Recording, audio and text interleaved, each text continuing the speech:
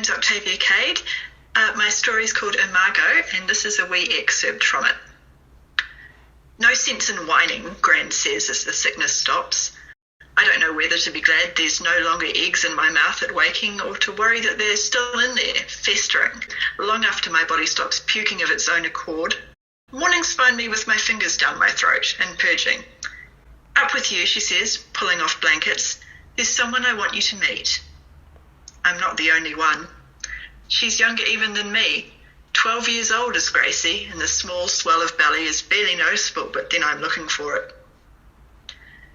Her eyes are bruised. I don't know if it's sleeplessness or a response to her condition, and don't ask. Her grandmother and mine leave us alone together. It's rude to stare, she says. Sorry. At least it's my face he's staring at, she says, and her voice is a hard little shell of indifference, covering. My dad. Understandable. 16's bad but normal enough. 12 is worse. Unless it was your dad who... But when she sees that question in my face and shakes her head. I doubt he could get it up anyway, she says, calculatedly crude. The mines have done for his lungs. He can't do anything now without coughing himself after death. Except slap his daughter about, apparently, but then she kind of deserves it. 12. Jesus.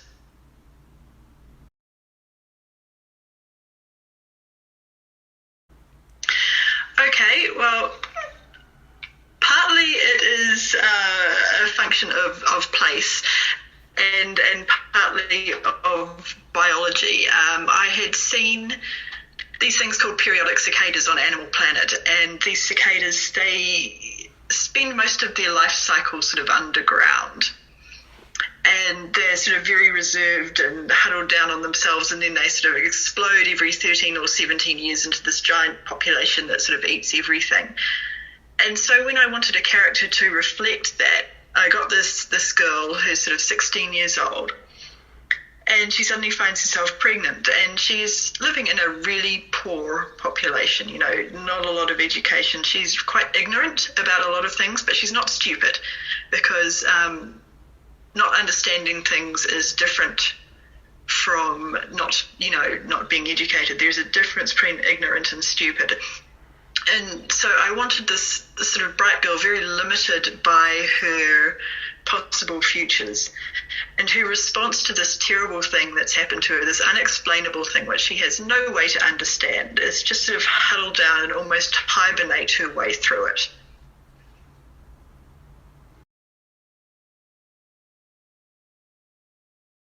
Well, Gracie, she was supposed to be a foil to the narrator, but still on her side, you know, because the same strange things is happening to both these kids. But Gracie is younger. She's 12, and I think generally the younger kids are, the less reserved they are. Gracie hasn't got that huddle down instinct so much. She's the one who, out of the two of them, who goes looking for answers, because she's still got, you know, the curiosity. She still thinks that something can be done with her life, whereas the older girl is very much, she's pretty much lost hope for having any meaningful future. Gracie still has some. At the other end of the spectrum is Gran, who has been through all this before. I mean, this is a family trait that's going on with these three people. And so Gran is old, and she's been through it all before, and she's just over it, really. She's completely over it. She has no sympathy for her granddaughter. It's, well, this happened to me and I survived it, so you will too. So quit your whining. It'll be over soon. And then the rest of your life will start, such as it is.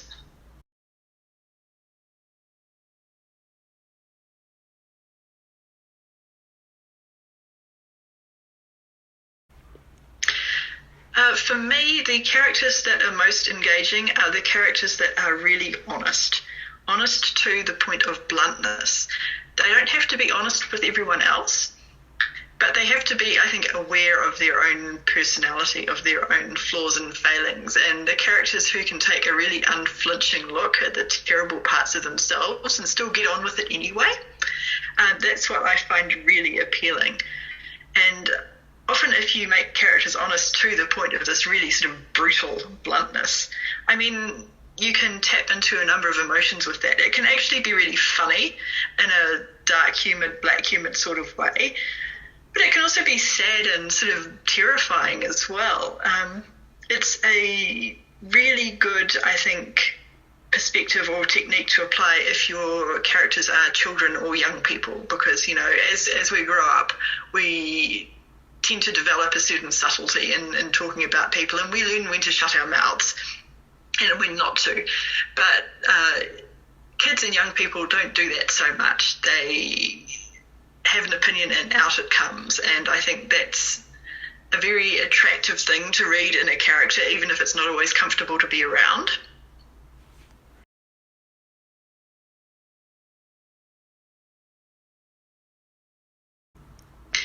Yes, one of my favourite characters ever, and the character who I think probably most exemplifies this this brutal, terrible honesty is Granny Weatherwax from Terry Pratchett's Discworld series. Granny is this cruel, spiteful, petty woman, and she knows it. And because she's so aware of the kind of person that she is, she really fights hard to not act cruelly or with spite or to be petty to other people, even though she wants to be. So I think that's really entertaining, the conflict between the kind of person that she is and the kind of person that she is determined to act like. I think that's fascinating. It's really, really entertaining to read because she's so funny and she's so awful, and she's a good person because she realises what she is and actively tries to counter it.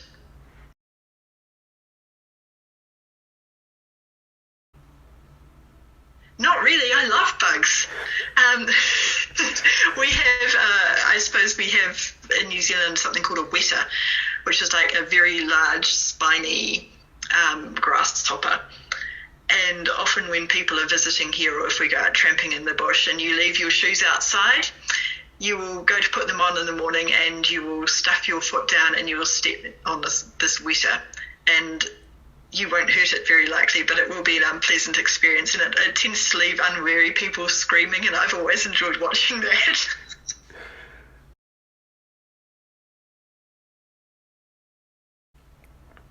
Yes, probably my writers group. We meet sort of every 2 weeks by Skype, and mostly we talk about and write about dead sea creatures and weird beasts, and so Dead Sea Creature Writing Group, hello.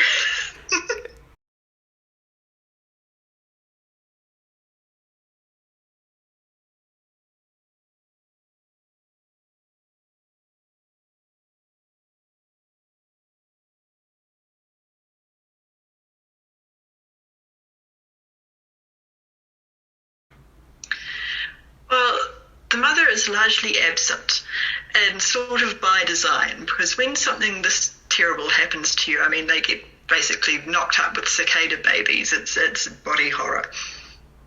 It's hard to go back to your normal everyday life, to go back to your school and your friends and not pretend that you haven't given birth to a swarm of insects. And so in the life cycle of these women, this terrible thing happens to them when they're young. And then they go away because, you know, they don't want to be in this place anymore. So they go away to a city, to somewhere different, to somewhere that doesn't remind them of the sort of rural forest area in which this has taken place. And eventually they come home because that's part of it. They come home to raise their grandchildren. And I think with the mother, that's, in some ways it's a relatable thing. No one would want to stick around after something like this. But there's always that sense of, you know, being pulled home. And we know that what has happened to the mother will happen to the narrator and to Gracie. Although I like to think personally that they just go away and never come back.